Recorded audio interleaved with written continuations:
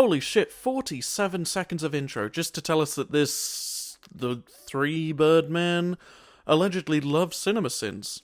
Well, T3 Birdman, if you actually listen to CinemaSins along with loving them, you would know just how annoying overly long openings that add nothing are. You know, a retro logo loses its effect when a Warner Media plug shows up at the bottom of the screen. You know what? I'm going to ignore this BS and throw you a bone for once. I'm proud of you for promptly getting to a movie the audience actually wants to see and doing it in January, the worst month for YouTubers. Please donate to my Patreon, guys. I'm fucking dying. Birdperson draws me in with a compliment, only to then instantly ask for money. If I wanted annoying strangers asking me for money, I would go outside. I've got learned to smell it, but I think to look at it, it's terrible. It's rare for a movie to include critical reviews about itself anywhere, much less at the very beginning. Insinuating that Joker is terrible. That's worth these many sins. Firstly, the narrator doesn't call the Joker terrible, he said reviewers called it terrible. Secondly, the Joker is terrible. When you're going out of business, why would you spend money on a sign clown? You are going out of business! Stop spending money! Minimum wage in 1981 was $3.35. I'm pretty sure even MC Hammer can afford that. Well, I assume you know somewhat of the concept of inflation. If I got paid $3.35 an hour today, I wouldn't be able to afford half a pickle from a Big Mac.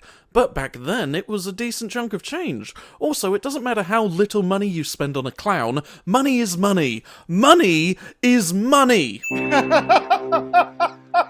Nearly a minute of cry laughing. Arthur is suffering from the pseudo-bulbar effect, and Jesus Christ, skip! were made up, you're missing the character building. I said skip!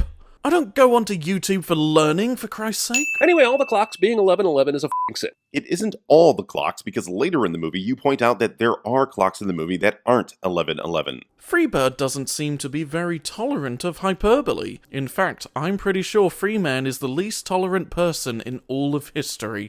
What's really going to bake your noodle is when I tell you that if you pay attention to analog clocks in advertisements, they almost always display 10:10. The 3 and the Birdiest reminds me just how much time I spend browsing watches I can't afford on the internet. I know I have a problem, damn it, but I can stop anytime I want. Arthur, you're on 7 different medications. Surely they must be doing something. What, lady? Is that really how mental health medicine works? By sheer math? At least in the movie, yeah. Because the moment Arthur is off of them, the dude kinda snaps. E3 Birdman lectures a YouTube channel that has a former mental health worker on its writing team about mental health. Will you please stop bothering my kid? While everyone compares Joker to a bunch of Scorsese movies, the one it really takes after is I Don't Feel at Home in This World Anymore, in which every person Melanie Linsky runs into is an asshole, or dildos, or faces. Even if that were true, that movie is also pretty damn good. So, Jeremy sends something he likes cliche. The narrator is sinning something copying something he likes. I like the Chevy Volt, but it doesn't mean that Fisker copying their technology isn't a sin. If I had to walk up this set of stairs every time I went home, I would literally die. No, you would literally extend your lifespan, because that's what exercising does. Unless you have an unknown heart condition. Granted, this doesn't apply to the narrator because he doesn't have a heart. Also, yes, these stairs are real, and in New York City, and I'm adding 10 sins for all the asshats that have turned these stairs into a tourist destination so that regular pedestrians are inconvenienced. And I'm giving you a sin for being inconsistent, because I'm fairly certain you didn't give Rocky 10 cents for turning the steps in front of the Philadelphia Museum of Art into a tourist destination. That's probably because they haven't seen the first Rocky. But putting that aside, there's a big difference between bringing a shit ton of tourists to a low-class neighborhood in New York and bringing a shit ton of tourists to a museum. Also, I wouldn't touch either of those handrails if you paid me $100. Oh my god, who the hell cares? Birdman puts his outtakes in the middle of the video. Why the extra money spent on a male prison cage that isn't even closed all the time? Because this is obviously to protect the male person? You know what? That actually didn't cross my mind. So here's a sin back for myself and the narrator being stupid. Please. I worked for that family for years. The least you could do is write back. Super not casual Batman references. Super not casual. Jeremy thinks simply talking about Thomas Wayne is a Batman reference and treats referencing Batman as a sin. In a movie about the Joker. In a movie that is trying as hard as possible to not be about the Joker. This movie is like someone making a generic Oscar bait movie about a gay man being prosecuted, but to make people pay attention to it, randomly making it a Bond movie. Even though the movie itself has nothing to do with James Bond. Although depending on how No Time to Die goes, they might actually do that. And that's worth 50 sins. Kind of a nice touch they made Robert De Niro the Jerry Lewis character in this King of Comedy remake. Jeremy sins something he likes cliche. A Birdman doesn't understand how cinema sins works cliche. Look, Robert De Niro is a legend, and we're lucky to have him, but he is super awkward at comedy. And I can't imagine someone like him or the character he's playing ever getting a late-night talk show. Robert De Niro is awkward at comedy? Apparently, Jeremy has never heard of Analyze This and Meet the Parents. Ah, yes, but he was the straight man in Meet the Parents, and being a straight man in comedy is a bit like being a passenger in a car. Sure, you're part of the movement, but all you really have to do is sit there and not fling yourself out into traffic. Meanwhile, I dream about ninja cows trying to steal my kidneys. What? Bro, what are you talking about, man? Using random memes instead of actually doing comedy.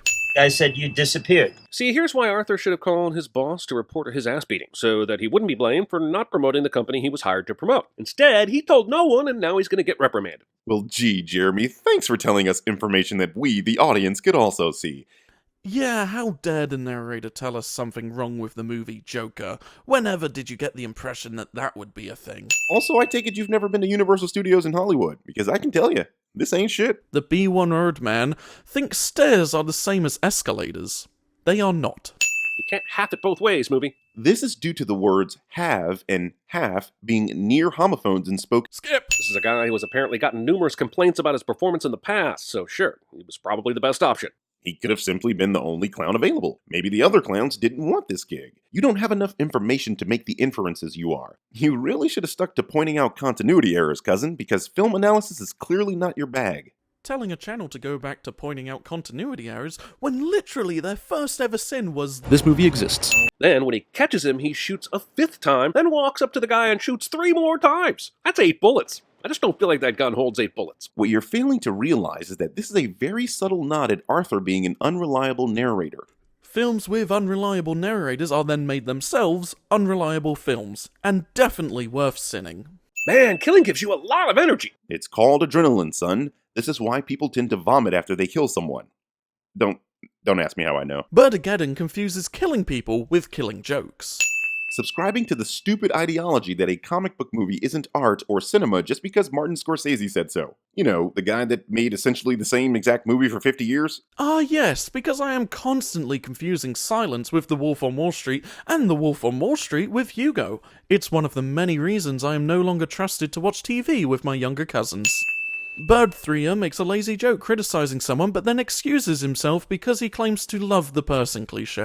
I'd ask, should we really trust your ability to criticize this film? The Man evidently thinks CinemaSins are film critics. That's like thinking Mike Myers has the same job as Edward Snowden. Bruce what? Banner? Almighty? Willis? Valanche? The sin right before this, Jeremy literally says Bruce Wayne. Sinning the setup for jokes on a comedy channel. This shit isn't even funny. Like, what was this? That was a big nothing and a big waste of our time. Says the man who made me sit through a 20-minute video with a mid-roll just so I can make a stupid video with a stupid name. Scientist? What kind of scientist are you? A booty scientist.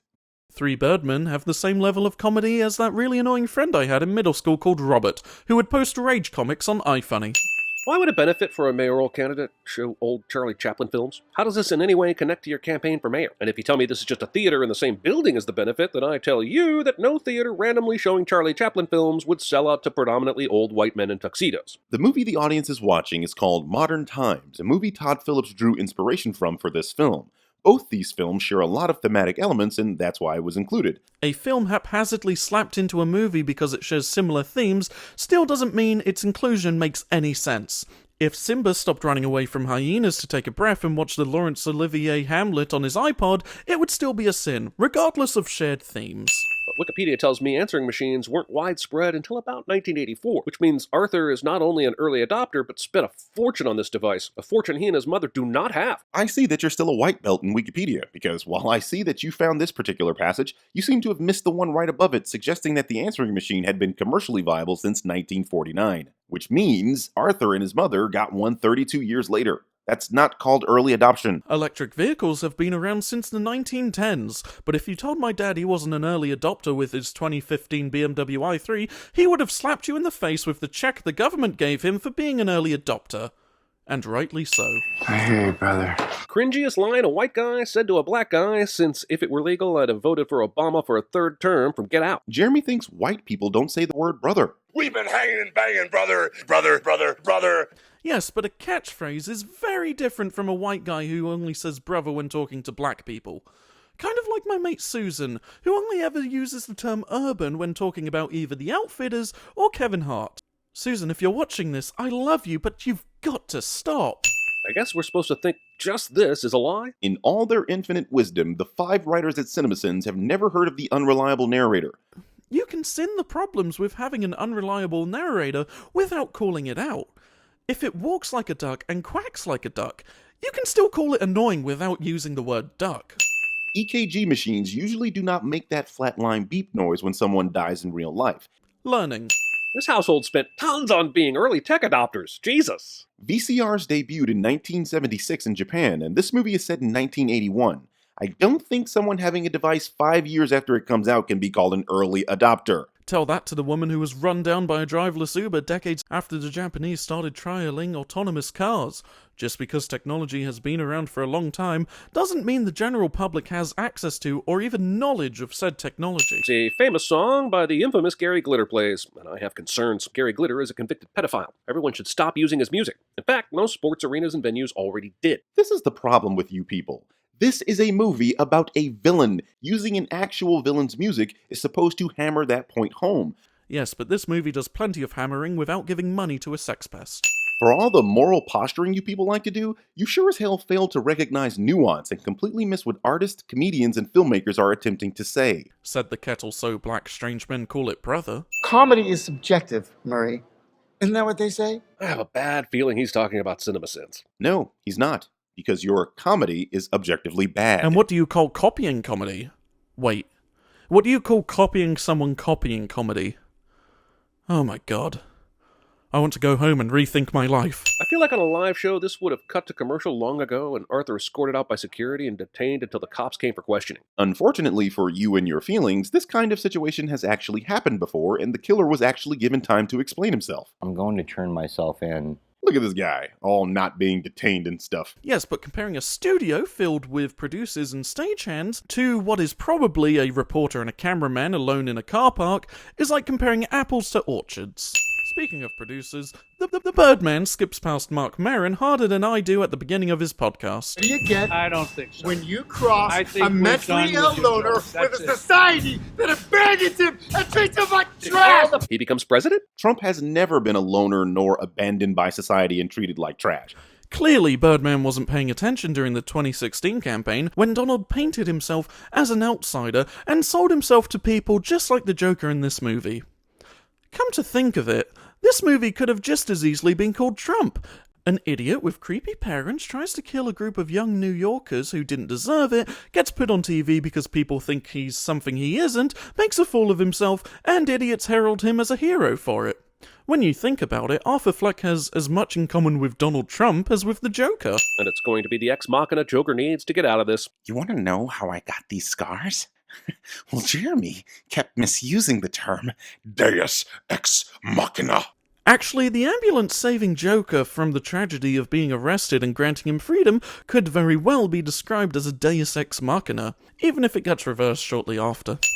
I'm gonna pause so you can get this whole link. Birdie Boy doesn't know how cards work.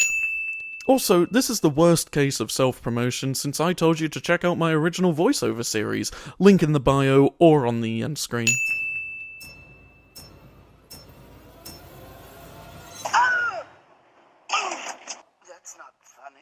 You know, you read what others had done, and you took the next step.